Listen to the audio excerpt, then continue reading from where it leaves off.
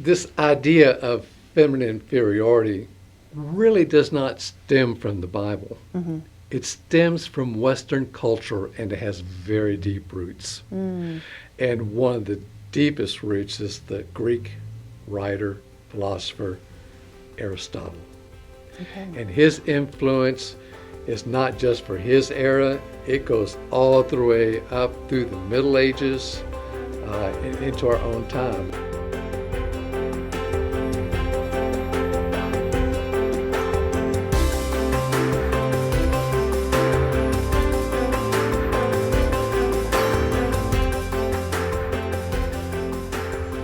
I am really pleased to be here on Main Street Media TV with a dear friend of mine, Dr. Eric Fruge. I'm going to use doctor there because you've done a tremendous amount of academic study in the area of church history.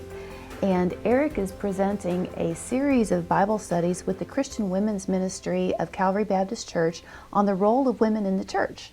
And they actually asked you to do this because I think you've done some studies in the past.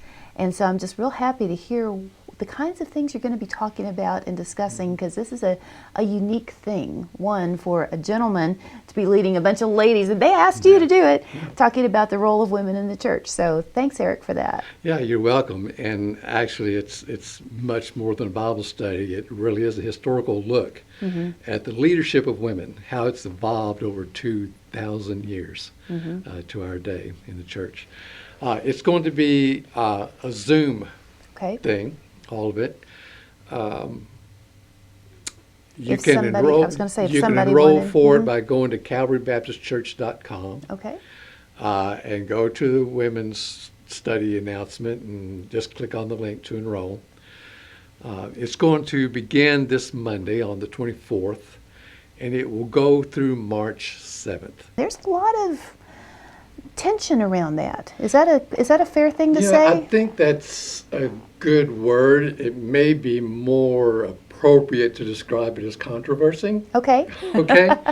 But I will admit that in my own formation as a church historian, and I think most students from my era would admit this, that the role of women in the church was practically overlooked. The idea of patriarchy goes all the way back to Genesis. Okay? And we're going to define that word right here and right now. So patriarchy is the idea that in their role in society, that women should be submissive to men. Okay. That men take the leadership, women are primarily concerned with a home as homemakers or whatever, and they support their husbands. Okay.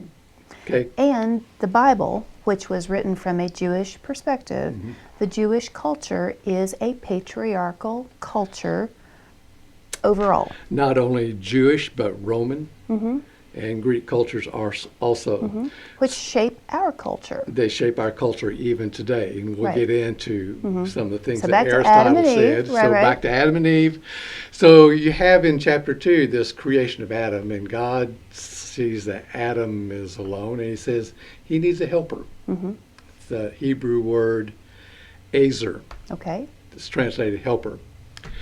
And in our Western minds, we tend to think of helper as a subordinate. Sidekick. As a sidekick, yeah, right. Someone who has a boss. Yeah.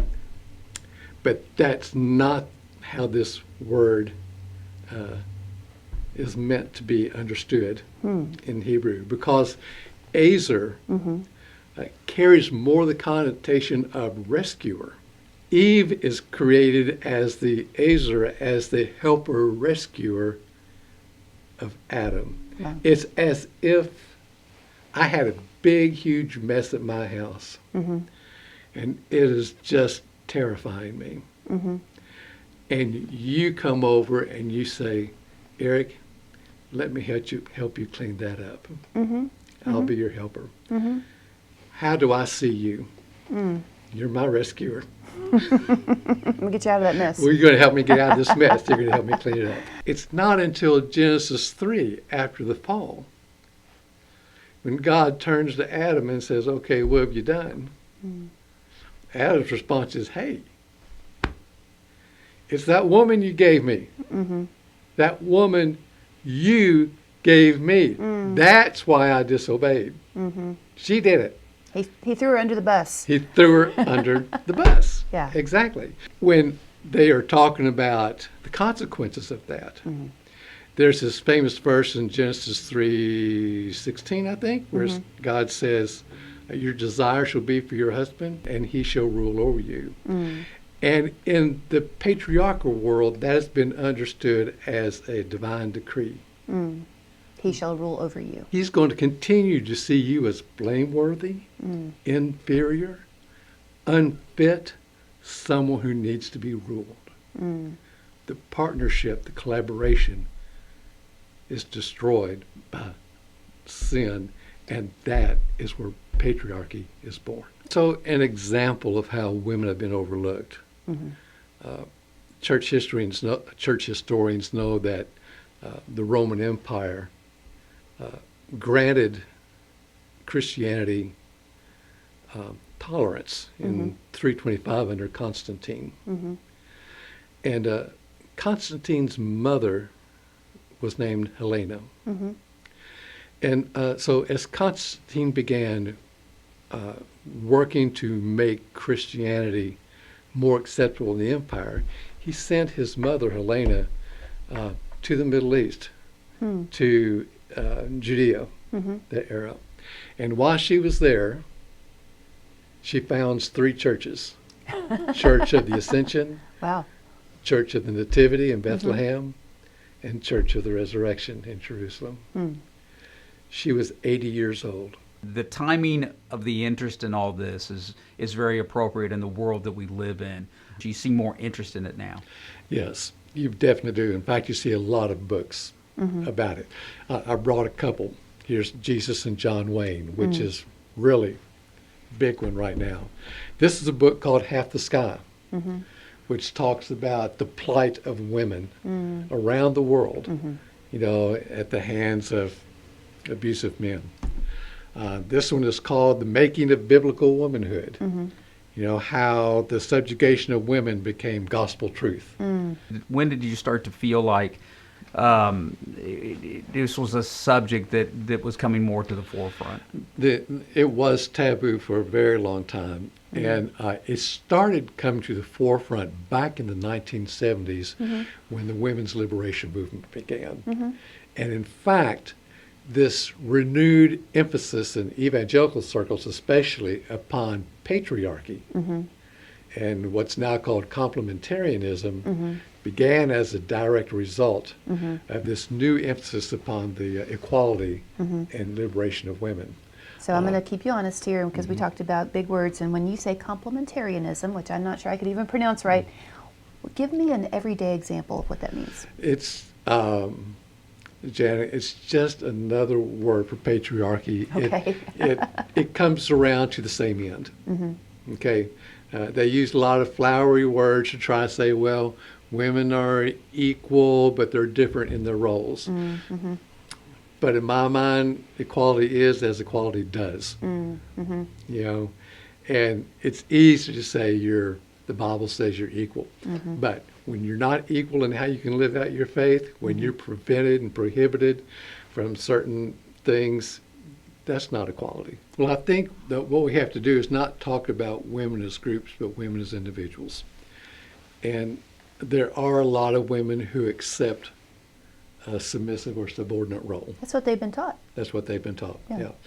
But there are a lot of women who feel God calling them to a higher role as teachers and preachers and missionaries and other things like that, who feel that to allow themselves to be pushed down and denied those roles would be a disobedience to God's calling on their lives. Yeah. Sure. And so, but it really is an individual thing. And so you'll find women out there very not only supportive but defensive, defending patriarchy in the church. For sure. And you'll find other women who are saying, you know, this does not define who I am. There's a higher calling that I've got to follow.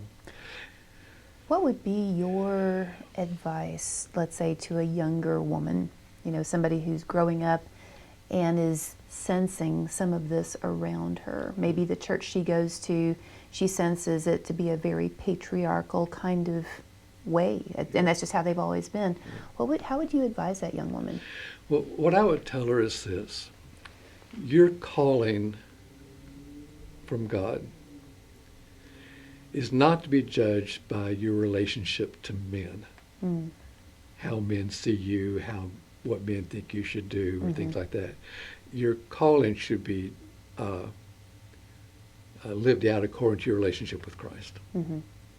So, sometimes you have to be brave. Yeah.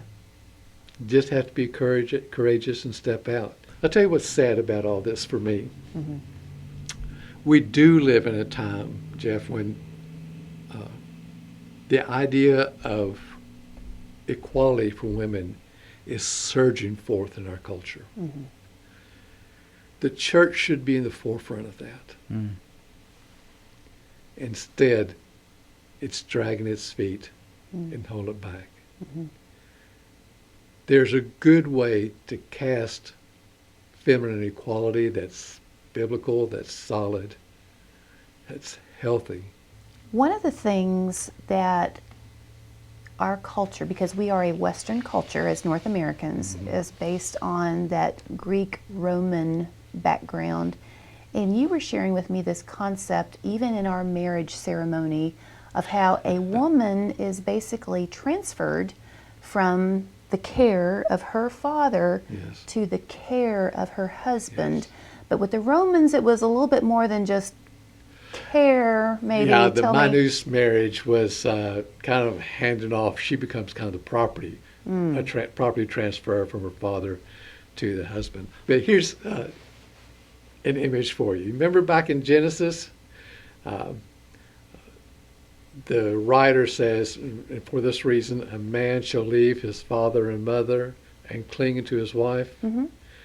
Maybe we have the marriage ceremony all wrong. Maybe it should be, as Genesis says, we have the bride waiting up front. And it's the groom and his parents who walk the aisle. And the preacher says, "Who gives this man to this woman?" And the mother and the father says, "Her mother and I do." And then the woman, his mother, hands him off to the bride. There you go. Oh, that's good. And doesn't live in the basement anymore. And doesn't live in the basement. Doesn't live in the basement anymore. That's right. So we talked about the fact that, we're a Greek-Roman culture-based kind of world that we live in North America. We talked a little bit about the Roman concept of marriage. Let's go to the Greek side and tell me about Aristotle. Everybody's heard about Aristotle. So what was his take on women? Well, Aristotle was the tutor of Alexander the Great. But he had a very, I don't know what the word is, twisted view of women. And I've left you, Jana, before. Maybe you can read some of those concepts on there. These are actual quotes from Aristotle about women. All right. Women should marry when they're about 18 years of age and men at 7 and 30. Okay, so the guy is twice the age of the woman. Right. Then they are in the prime of life and the decline in the powers of both will coincide. The male is by nature more expert at leading than the female, and the elder and complete male than the younger and incomplete female. Yeah. And this idea of male leadership and women submitting to that. This is good. Women are defective by nature. Yeah. Oh, Aristotle. Ouch. Yeah. And look at this last line down here. Let's see. Oh, dear. The reason is that the female is, as it were, a deformed male. Wow. Okay. I'm glad that I didn't have Aristotle as one of my tutors. Don't you know it? The first session, we're going to look at women in the Bible and what it says about women's leadership and what the indications are in it. We're going to talk a little bit about bibliography, what's out there, and so forth. The second session is going to be about this period from between the Bible and about 380 A.D. when Christianity became the religion of the empire, and talk about the role of women during that time, during the age of the martyrs, as they call it.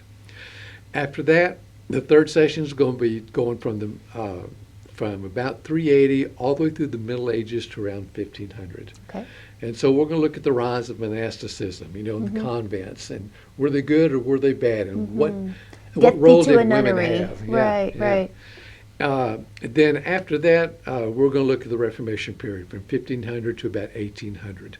Okay, so it goes beyond the Reformation period. Yeah. But how did that change women? How did it impact women? And it was really substantial. And then beginning in the fifth session, we're going to look at what Kenneth Scott Latourette, the great Yale scholar, calls the Great Century of Christian expansion, and all the women's involvement, the way they moved missions around the world, and how they led in social reforms, because there were a lot of social reforms, even leading to the women's movement towards suffrage in the 19th century. And then session 6, we're going to be in the 20th century. And we're going to talk about just the powerful impact that the way women used media and other things to really start taking some steps forward, their involvement in the suffrage movement, for example. The last session is going to be a free-for-all. Yeah, super. That sounds like a really comprehensive study, and I hope you're going to take good notes on it, because I have a feeling that there might be a book that comes out of this, Eric Fruge's latest book, because, by the way, this gentleman is also an established and very good author. You'll enjoy reading some of the things he's written. One of the things I'm enjoying about this is I've already distributed 8 books about women leaders to women, because I want them to tell the stories of these women. Good. And so they'll be doing that during the study also. Great. And so you'll have women's voices it's leading not, out. It's not me. This is not a lecture series. You're facilitating. I am fascinated by this study, and I think you're going to have some really interesting conversations, and I think people are going to think. We're going to have fun. Yeah, you all. It's going to be fun. You definitely will. And so if people want to get in on this, there's an opportunity to sign up through calvarybaptistchurch.com and to go look at the women's ministry page, and it's on Zoom, and it's on Mondays at 10:45, basically 10:45 to noon on Mondays from the 24th of January, 7 weeks up to March 7th. March 7th, right. So, wow, what a interesting and worthwhile topic to explore.